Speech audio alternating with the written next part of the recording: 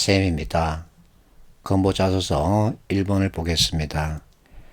다른 누군가의 니즈를 만족시키기 위해 본인이 맡은 역할 이상으로 했던 경험에 대하여 그렇게 노력한 이유, 행동, 결과를 구체적으로 기술해 달라 그러죠.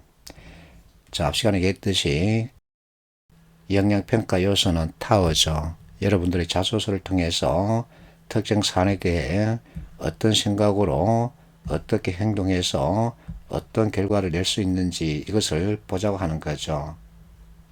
그리고 이승구라는 분이 있습니다. 이분이 역량평가, 역량면접 전문가죠.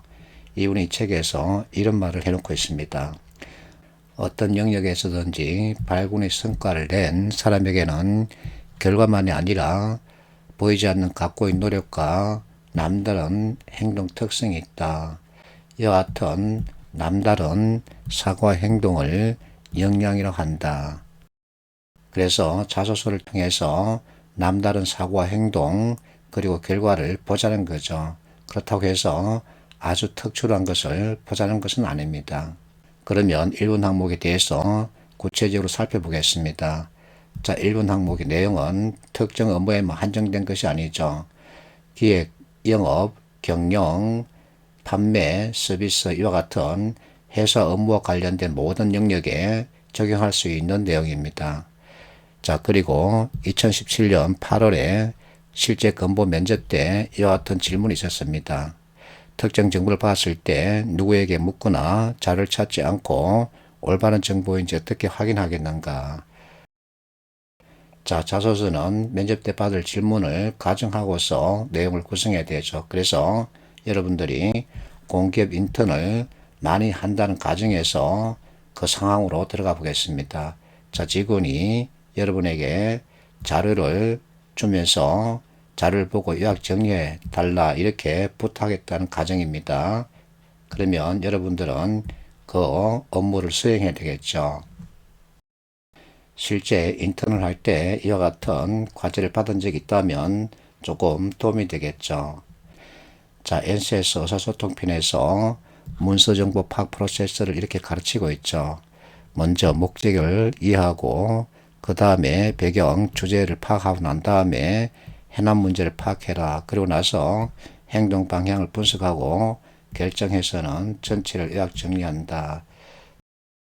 자, 이처럼 NCS는 문서정보 파악 프로세스를 여러분들에게 요구하고 있는데 부족한 면이 있습니다. 자, 다시 정리하겠습니다. NCS가 얘기하고 있는 문서정보 파악 프로세스죠. 여기에는 대안모색이라는 게 빠져 있습니다. 문서 또는 자료에 대안이 제시되어 있음에도 이것을 빼고 내용을 정리하면 암고 없는 찐빵이 되는 거죠. 그래서 이것을 꼭 파악해야 합니다. 이처럼 NCS가 제시하고 있는 핵심 정보 파악 프로세스에는 부족한 부분이 있기 때문에 나는 포스텝을 권하고 있는 거죠. 포스텝은 why, what, how, if 이 네 가지 단어로 구성된 틀입니다. 프레임이라는 얘기죠.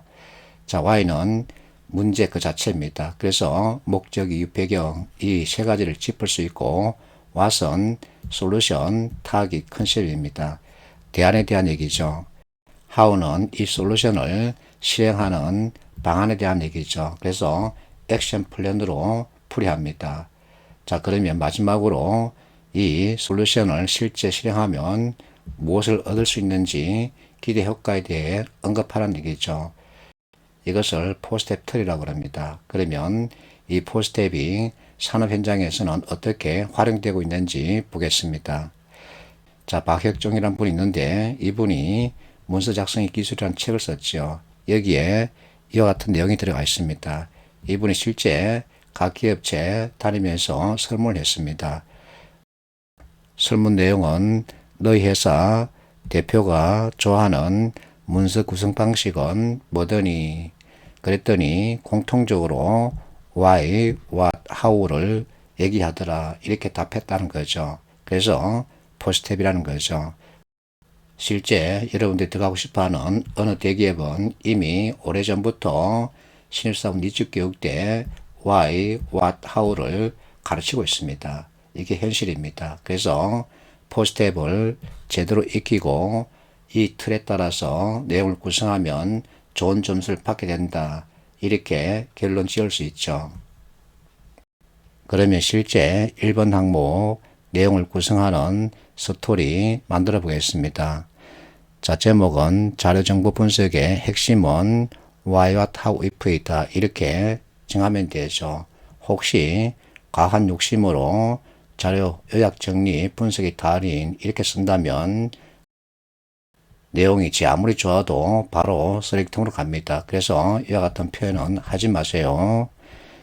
먼저 배경을 짚어야 되겠죠. 또는 상황이라고도 할 수 있겠죠. 인턴할 때 직원이 이와 같은 업무 지시를 내렸다 하고 가볍게 언급하면 됩니다. 이것이 서론이죠. 서론은 가급적 짧게 처리하는 게 좋습니다. 그러고 나서 그 자료를 요약 정리하는데 우선 분석을 해야 합니다. 그래서 분석 스킬이 들어가는 거죠. 여러분들이 NCS 공부하면서 많이 익혔을 겁니다. MEC, 로직 트리, 그룹핑 이와 같은 용어를 써주는 거죠. 자, 그러면 이와 같은 것들에 따라서 봤더니 이와 같은 그림이 그려졌다. 자, 자료는 원인을 중심으로 강조하거나 결과를 중심으로 강조하거나 이렇게 생각해 볼 수 있겠죠. 그러면 어쨌든 이와 같은 흐름으로 내용을 정리해서 직원에게 제출했다 하고 본론을 만들 수 있습니다. 자, 본론은 아주 구체적으로 세밀히 작성해야 합니다. 그래서 내용 분량이 많죠.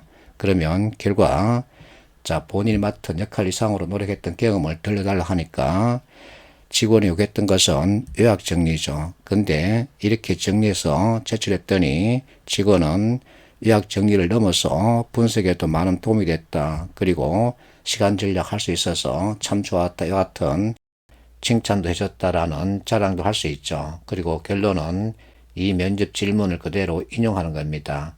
어떤 정보를 받았을 때 누구에게 묻거나 자료를 찾지 않고 올바른 정보인지 확인하는 방법이 필요하다는 것을 느꼈다. 이렇게 매듭을 지으면 좋은 평가를 받게 되죠. 화이팅 하십시오.